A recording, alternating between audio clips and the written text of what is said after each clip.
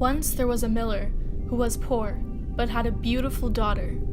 Now it happened that he had to go and speak to the king, and in order to make himself appear important, he said to him, "My king, I have a daughter that can spin straw into gold."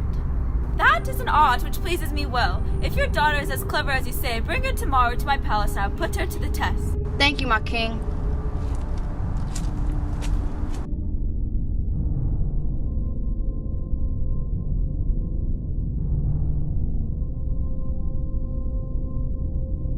"My king, this is my beautiful daughter."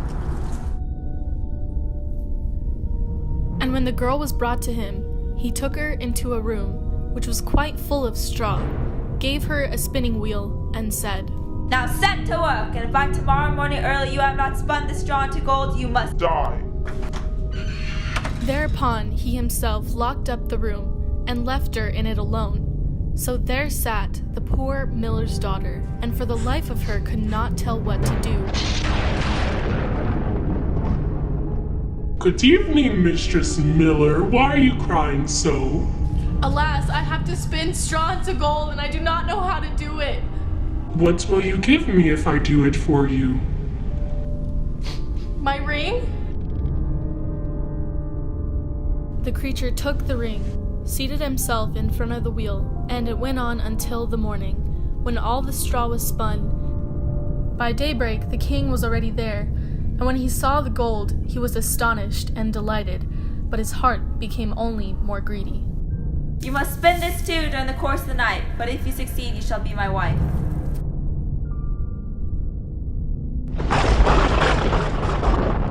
"What will you give me if I spin the straw for you this time also?"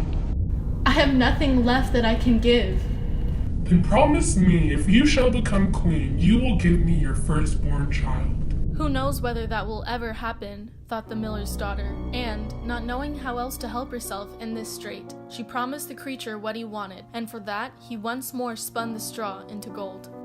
And when the king came in the morning, and found all as he had wished, he took her in marriage.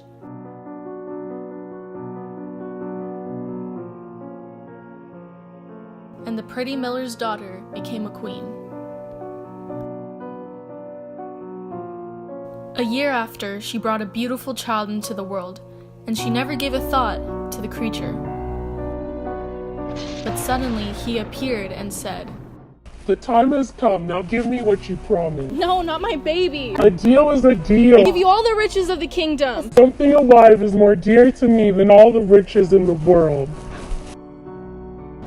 I'll give you 3 days' time, and if by that time you have found out my name, you shall keep your child."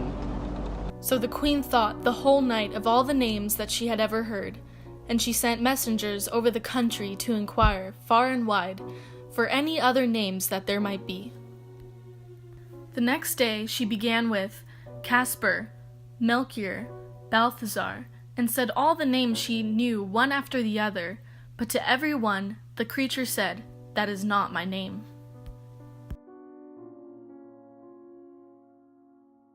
On the second day, she repeated to the creature the most uncommon and curious names, but after each name he always answered, "That is not my name."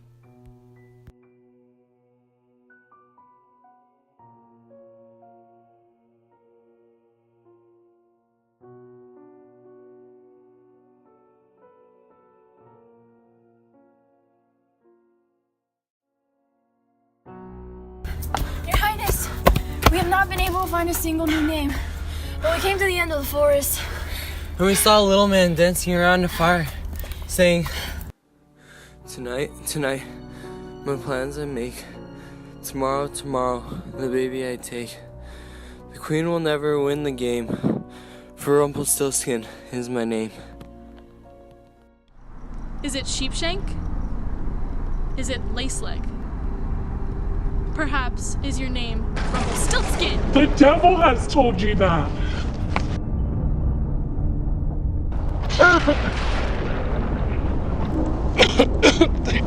The evil one never dies.